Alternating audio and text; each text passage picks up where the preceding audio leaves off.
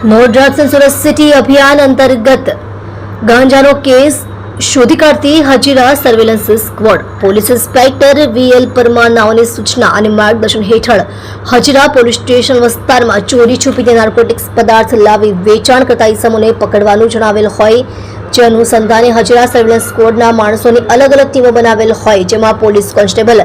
અજયભાઈ ભાઈજીભાઈ નાઓને બાતમી હકીકતના આધારે મોરા ગામ ખાતે આવેલ ઘનશ્યામ પાર્ક 2 સોસાયટીમાં મુન્નાભાઈ કેશરીના મકાનમાં પહેલા માળે આવેલ રૂમમાંથી આરોપી પ્રતિક મંગલદેવ પાંડે ઉંમર વર્ષ 21 રહે પહેલો માળ મુન્ના કેશરીના મકાનમાં ઘનશ્યામ પાર્ક 2 સોસાયટી મોરા તાલુકો 84 જિલ્લો સુરત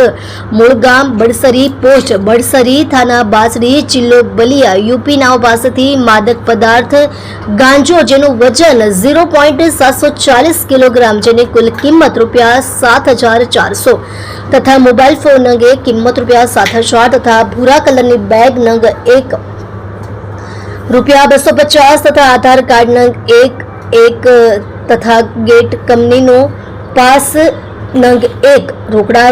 ₹570 મળી કુલ ₹15,220 ની મત્તાનો મુદ્દામાલ સાથે પકડી પાડી પ્રશંસનીય કામગીરી કરેલ છે।